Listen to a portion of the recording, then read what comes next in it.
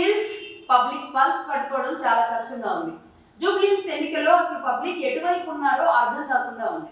ఎందుకంటే ఒక కాన్స్టిట్యున్సీకి, ఒక నియోజకవర్గానికి ఆ శాసనసభ్యుడు మరణం తర్వాత వచ్చిన ఎన్నికలో ప్రధాన పార్టీలు, అధికార పార్టీలు, ప్రతిపక్ష పార్టీలు హోరాహోరీగా ఎలక్షన్ క్యాంపెయిన్ నిర్వహిస్తూ హోరాహోరీగా ఒకరినొకరు తిట్టుకుంటూ పాత లెక్కలన్నీ తీస్తూ సవాళ్లు ప్రతి సవాళ్లు చేస్తూ అప్పటికప్పుడే కొత్త ఉద్యోగాలు పుట్టిస్తూ అన్ని రకాలుగా సాగుతున్న ఒక ఎన్నిక ఏదైనా ఉందా అంటే ఈ మధ్య కాలంలో చూసిన ఈ ఎన్నిక మాత్రమే అని చెప్పాలి. జూబ్లీ హిల్స్ ఎన్నిక ఎందుకు ప్రతిష్టాత్మకంగా తీసుకునే పార్టీలు తెలంగాణలో 3 పార్టీలు ముఖ్యంగా ఈ హోరాహోరీలో ఉన్నాయి.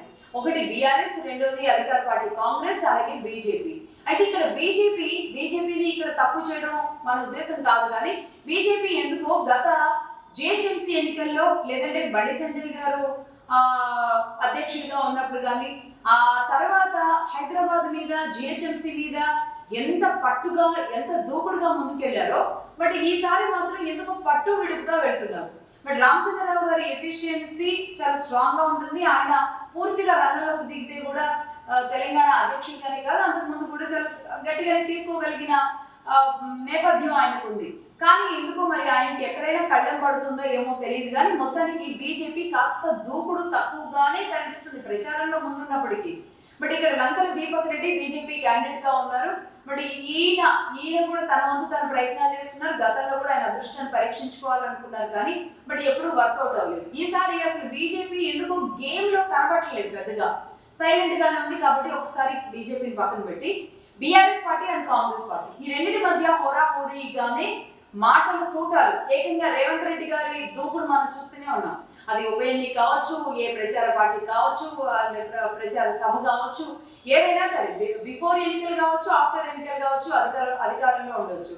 ఆయన కనుక సభ పెడితే సభలో మైక్ ముందు కనుక నుంచుంటే కడిగి పారేయడమే పనిగా పెట్టుకున్నారు. ఏ స్థాయిలో అంటే అసలు ఒక్కొక్క అంశాన్ని ఆయన సవాల్ విసురుతూ, ప్రతి సవాల్ విసురుతూ తీసుకొస్తున్న దాంతో బీఆర్ఎస్ పార్టీలో పర్టికులర్ గా కేటీఆర్ మీద ఆయన చేస్తున్న టార్గెట్ ఏదైతే ఉందో అది కాస్త బీఆర్ఎస్ ని ఇబ్బందుల్లోనే పడేస్తున్న పరిస్థితి కనబడుతుంది. ఏకంగా కన్న బిడ్డను కూడా రోడ్డును పడేశారు అంటూ ఆయన ఈ మధ్య చేసిన కామెంట్ ఒకటి మనం ఇక్కడ ప్రస్తావించాలి. అంటే ఇలాంటివన్నింటినీ, ప్రస్తుతం జరుగుతున్న పరిస్థితుల్ని మరి జూబ్లీ హిల్స్ ఎన్నిక ఎలా రిఫ్లెక్ట్ చేస్తుంది అనేది చాలా ఆసక్తిగా ఉంది. అలాగే అధికార పార్టీ దగ్గర ఎలా అయినా స్ట్రెంత్ ఉంటుంది కాబట్టి అధికార పార్టీ గట్టిగానే ముందుకెళ్తుంది. అలాగే ఈ రెండు పార్టీల విషయంలో ఒకసారి బీఆర్ఎస్ కనుక చూసుకుంటే, బీఆర్ఎస్ మొదటి నుంచి కూడా రాష్ట్ర విభజన తర్వాత నుంచి హైదరాబాద్ నాదే అన్నట్టుగా ఏ ఎన్నికలో అయినా ఆ సీట్లు, ఓట్లు అన్ని కూడా తన వైపు మలుచుకోవడంలో సక్సెస్ అయింది. 2014 ఎన్నికల్లో టీడీపీ ఎంత విజయం సాధించింది, ఆ టీడీపీ ఓటు బ్యాంక్ అంతటిని కూడా, settlers vote bank, TDP vote bank అన్నింటినీ కూడా బీఆర్ఎస్ తన ఖాతాలో వేసుకుంది. బట్ ఈ నేపథ్యంలో ఇక్కడ కాంగ్రెస్ పార్టీ కానివ్వండి, ఇక్కడ బీఆర్ఎస్ పార్టీ కానివ్వండి, ఇద్దరు గత ముఖ్యమంత్రి కానివ్వండి, ఇప్పుడు ముఖ్యమంత్రి కానివ్వండి, ఇద్దరు కూడా టీడీపీ పార్టీ నుంచి వచ్చిన వాళ్ళే. కాబట్టి సెటిలర్స్ ఇప్పుడు ఎటువైపు మొగ్గాలి అనే దాంట్లో డెఫినెట్ గా కన్ఫ్యూజ్ అవుతున్నారు. దీనికి ఎగ్జాంపులే 2023లో జరిగిన ఎన్నికలు. 2023లో జరిగిన ఎన్నిక ఏదైతే ఉందో అనేక సర్వేలను ఇక్కడ ప్రస్తావించాలి. ఈ సర్వేలన్నీ మొత్తం యావత్ తెలంగాణ లెక్కలు చూసిన తర్వాత అవుట్ రేట్ గా బీఆర్ఎస్ పార్టీ వస్తుంది అనేది కుండబద్దలు కొట్టి చెప్పిన పరిస్థితి ఉంది.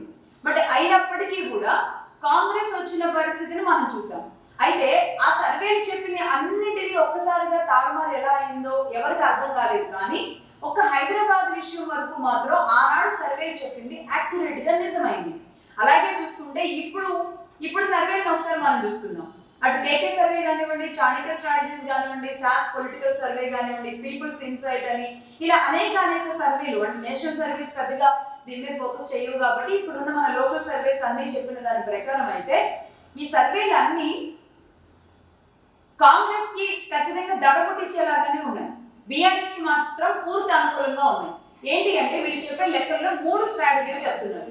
ఒకటి, ముస్లిం ఓటర్లు చాలా కీలక పాత్ర పోషించబోతున్నారు, ముస్లిం అందరూ బీఆర్ఎస్ వైపే ఉన్నారు అనేది ఈ సర్వేలు చెప్తున్నారు. అలాగే బీసీలు అంతా కూడా మా వైపే ఉన్నారు అనేది కూడా బీఆర్ఎస్ వైపే ఉన్నారు అనేది ఈ సర్వేలు చెప్తున్నాయి. అలాగే సెటిలర్స్ కూడా దాదాపుగా బీఆర్ఎస్ వైపే ఉన్నారు అని ఈ సర్వేలు చెప్తున్నాయి. కానీ ఒక్కసారి మనం వాస్తవాన్ని కనుక విశ్లేషించుకుంటే నిజానికి రేవంత్ రెడ్డి గారి విషయంలో హైడ్రా కానీ లేదంటే ఫిల్మ్ అల్లు అర్జున్ ఇష్యూ కానివ్వండి, లేదంటే నాగార్జున గారి ఇన్కన్వెన్షన్ కానివ్వండి, ఇలాంటి వాటిని ఆయన టచ్ చేసిన విధానం, బట్ ఆ తర్వాత అది సమసిపోయిందా, వాళ్ళు మంచి ఫ్రెండ్షిప్ లోనే ఉన్నారా, వాళ్ళు ఒక ముఖ్యమంత్రిగా ఆయన తీసుకున్న నిర్ణయాన్ని సినీ పరిశ్రమ ఆమోదించిందా, వీళ్ళంతా మళ్ళీ ఒకటైపోయారా ఎవరికి తెలియదు. ఎందుకంటే ఆ జరిగిన ఇష్యూ మాత్రమే గుర్తుంది. కానీ రేవంత్ రెడ్డి గారి మీద హైడ్రా విషయంలో, హైడ్రా రూపంలో కానీ లేదంటే ఆయన తీసుకున్న దూకు డెసిషన్స్ మీద కానీ, మరి జూబ్లీ హిల్స్ లో ఉన్న సెటిలర్స్ గా ఉన్న సినీ పరిశ్రమలో ఉన్న వాళ్ళు ఎలా ఆలోచిస్తున్నారు అనేది మాత్రం ఆలోచించాలి ఖచ్చితంగా. ఇంకా ప్లస్ అండ్ మైనస్ చూస్తే ఈ ఒకవేళ రేవంత్ రెడ్డి గారికి గతంలో ఉన్న అంటే కేసీఆర్ గారికి ప్లస్ ఉండడం వల్ల గతంలో ఆయనకి ఆ ఓట్ బ్యాంక్ అనేది హైదరాబాద్ లో జూబ్లీ హిల్స్ లో కూడా వచ్చింది. బట్ ఇక్కడ ఇప్పుడు రేవంత్ రెడ్డి గారికి కనుక మనం ఈ మైనస్లు కనుక యాడ్ అయితే నిజంగానే ఒక రకంగా అధికార కాంగ్రెస్ పార్టీకి ఈ ఎన్నిక డిజాస్టర్ అవుతుంది. అలాగే నవీన్ యాదవ్ బీసీ కాబట్టి బీసీ విషయంలో మీరు చాలా స్ట్రాంగ్ గానే ముందుకు వెళ్ళొచ్చు. బీసీని పెట్టారు, బీసీ ఓట్ బ్యాంక్ ఇక్కడ దాదాపుగా బీసీ ఓట్ బ్యాంక్ బలంగానే ఉంది. 1.4 lakh పైగానే బీసీ ఓట్ బ్యాంక్ అనేది ఉంది. సెటిలర్స్ అంటే 30-35% వరకు కాంగ్రెస్ వైపు ఉన్నారు అని చెప్తున్నారు, 65-70% బీఆర్ఎస్ వైపు ఉన్నారు అనేది ఓవరాల్ గా సర్వేల రిపోర్ట్ చూస్తే అర్థమవుతుంది. ఇక మైనారిటీస్ విషయానికి వస్తే మైనారిటీస్ లో ఈ మధ్య అజారుద్దీన్ కి ఒక కీలకమైన బాధ్యతలు అప్పగించడం, మంత్రి పదవి కట్టబెట్టడం, ఈ ఎన్నికల సమయంలోనే ఇమ్మీడియట్లీ ఒక డెసిషన్ తీసుకుని వెళ్ళడం వల్ల, ఒక్క అజారుద్దీన్ కి ఇవ్వడం వల్ల మైనారిటీస్ అందరూ హ్యాపీ ఫీల్ అవుతారా? మైనారిటీస్ విషయంలో తెలంగాణ అధికార కాంగ్రెస్ పార్టీ ఎలాంటి స్టెప్స్ తో వెళుతుంది, అది జూబ్లీ హిల్స్ లాంటి చోట ఎలా రిఫ్లెక్ట్ అవుతుంది అనేది కూడా ఆలోచించుకోవాలి. బట్ అలాగే నవీన్ యాదవ్ గారి విషయానికి వస్తే, పర్టికులర్ క్యాండిడేట్ విషయానికి వస్తే చాలా సార్లు ఇక్కడ ట్రై చేయడం, బట్ తను ఒక రకంగా ఫెయిల్యూర్స్ ని చూస్తూ ఉండడం, ఈ నేపథ్యంలో ఆ సింపతి ఏమైనా నవీన్ యాదవ్ వర్కౌట్ అవుతుందా? అంటే ఒకవేళ సింపతి అనేది పదే ఓడిపోతూ వచ్చే నవీన్ యాదవ్ ఈసారి గెలిపించుకుందామా అంటే కనుక, మరి భర్త చనిపోయి మాగంటి సునీత గ్రౌండ్ లోకి వెళ్తున్నారు కాబట్టి సింపతిని మాత్రం ఇలా ఓడిపోయిన సింపతిని, మరణించిన సింపతిని ఈక్వలైజ్ చేయలేము. కాబట్టి ఇప్పుడు సింపతి అయితే ఇక్కడ వర్కౌట్ అవుతుందా అంటే రెండు ఈక్వల్ గానే ఉన్నాయి. మైనారిటీస్ విషయం వర్కౌట్ అవుతుందా అంటే అది కూడా కొంచెం బ్యాలెన్స్డ్ గా అటు ఇటుగానే ఉన్నాయి. ఇకపోతే సెటిలర్స్ విషయం మాత్రమే ఇక్కడ నేను చెప్పే ప్రధాన అంశం. మరి వీటిని క్రోడీకరించుకొని సర్వేలన్నీ ఎందుకు బీఆర్ఎస్ పార్టీ వైపు చెప్పాయో నాకు తెలియదు, కానీ బట్ సెటిలర్స్ అందరూ కాంగ్రెస్ వైపా బీఆర్ఎస్ వైపా లేదంటే ఈక్వల్ గా వెళ్తారా? ఎంత వెళ్ళినా సరే రెండు జూబ్లీ హిల్స్ ఎన్నికల్లో అటు బీఆర్ఎస్ కానీ ఇటు కాంగ్రెస్ కానీ జస్ట్ 5% 2-5% డిఫరెన్స్ మాత్రమే ఉంటుంది అనేది మాత్రం ఓవరాల్ గా అర్థమవుతుంది. బట్ ఇంకా సరిగ్గా ఇంకా 3 రోజులు మాత్రమే ఎన్నికలు. ఈ 3 రోజుల్లో 2 రోజులు ఇంకా ప్రచారం కంప్లీట్ అయ్యే వరకు 9వ తారీఖు అయిపోతుంది. కాబట్టి ఈ 2 రోజుల్లో ఇప్పుడు కీలకంగా ఒక జనసేన కానీ లేదంటే టీడీపీ కానీ ఒక్క పిలుపునిస్తే కనుక, నిజానికి ఇప్పటి వరకు పిలుపునివ్వలేదు, టీడీపీ పూర్తిగా దూరంగానే ఉంది. బట్ ఇప్పుడు టీడీపీ ఏమి చెప్పలేని అంశంగా కూడా ప్రస్తుత సిచ్యువేషన్ లో ఉన్నట్టుంది. కానీ టీడీపీ కనుక ఎటోపాటు ఒక స్టాండ్ తీసుకుంటే కనుక అవుట్ రైట్ గా అటువైపు ఖచ్చితంగా అటువైపు వాళ్ళు గెలిచే అవకాశాలు ఉంటాయి. కానీ ఇక్కడ టీడీపీ ఎలాంటి స్టాండ్ కూడా తీసుకోకుండా ఒక రకంగా గోడ మీద అయితే ప్రస్తుతానికి ఉంది. బట్ ఇది బీఆర్ఎస్ కలిసి వస్తుందా, కాంగ్రెస్ కలిసి వస్తుందా? రేవంత్ రెడ్డి అటు కేటీఆర్ మాటలు, తూటాలు, దూకుడు, ఒక మరణం తర్వాత వచ్చిన ఎన్నిక మీద ఇంత పెద్ద రాద్ధాంతాలు జరుగుతూ ఉండడం చూస్తే కనుక నిజంగా జూబ్లీ హిల్స్ ఓటర్లు మాత్రం ఆశ్చర్యానికి గురవుతున్నారు ఒకంత. బట్ కానీ ఓటర్లు నాడి ఎలా ఉండబోతుంది, ఏంటి, ఈ సర్వేలు నిజమవుతాయా? పాస్ట్ రిపోర్ట్ ని, పాస్ట్ రికార్డ్ ని కనుక తీసుకుంటే ఖచ్చితంగా ఈ సర్వేలు నిజమయ్యేలాగానే కనబడుతున్నాయి.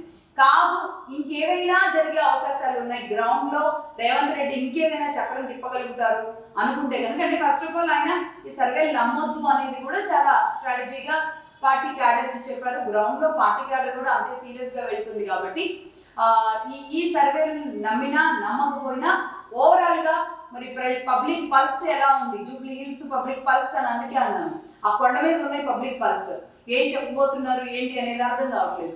బట్ కానీ జూబ్లీ హిల్స్ లో దాదాపుగా 1,00,000కు పైగానే ప్రజలు ఇక్కడ గవర్నమెంట్ బెనిఫిట్స్ తీసుకుంటున్నారు. మహాలక్ష్మి పథకం అని, ఉచిత బియ్యం అని అనేక రకాల బెనిఫిట్స్ తీసుకుంటున్నారు. బట్ ఇలాంటి చోట జూబ్లీహిల్స్ అంటే మనకు కనబడే ఆ పైన ఉన్న క్రీమీ లేయర్ లో ఉన్న అంగులు కాకుండా జూబ్లీహిల్స్ కి ఒకవైపు చూస్తే చాలా పేదరికాలు, గల్లీలు, వర్షం వస్తే మునిగిపోయే ప్రాంతాలు అనేకం ఉంటాయి. కాబట్టి ఇక్కడ కీలకం కాబోతుంది ఆ పబ్లిక్ పల్సే. రేవంత్ రెడ్డి వైపు మొగ్గు చూపుతారా, బీఆర్ఎస్ వైపు వెళతారా? ఇదే ఒకవేళ రేపు నెక్స్ట్ రాబోయే ఎన్నికలకి ఇదే రెఫరెండం అయితే కనుక ఏం జరుగుతుందో చూడాలి. ఒకవేళ ఇక్కడ అందరూ ఆసక్తిగా గమనిస్తున్నాం. సో ఓటమి తర్వాత కేసీఆర్ గారు ఈనాటి వరకు పెద్దగా బయటకు రాలేదు. కానీ ఇప్పుడు కనుక ఒకవేళ జూబ్లీహిల్స్ లాంటి చోట బీఆర్ఎస్ జెండా పాతింది అంటే కనుక మళ్ళీ ఇది గోపీనాథ్ ఇప్పటి వరకు తన ఒంటరిగా హ్యాట్రిక్ విజయం సాధించుకున్న గోపీనాథ్కే కాదు, ఒక రకంగా కేసీఆర్ కి అయితే ఊపిరిచ్చినట్టు అవుతుంది. మళ్ళీ ఆయన అడుగులు బయటకు వచ్చేలా అవుతుంది. ఒకవేళ రేవంత్ రెడ్డి గారి గెలిచి కాంగ్రెస్ జెండా ఇక్కడ నిలబడిందంటే కనుక మళ్ళీ ఆయనకి ఊపిరి కాదు, ఇంకాస్త బలం, రెట్టించిన బలంతో ఆయన ముందుకెళ్లే అవకాశం అయితే ఉంటుంది. సో మొత్తంగా ఇది సస్పెన్సే. ఎవరు ఏది సర్వేలు ఏం చెప్పినా పబ్లిక్ ఆ క్షణానికి ఏం ఆలోచిస్తారు, ఎవరు నమ్ముతారు అనేది మాత్రమే చూడాలి. ఇక్కడ ఏ ఒక్కరికో అనుకూలంగా చెప్పడం మగదాని ఉద్దేశం కూడా కాదు.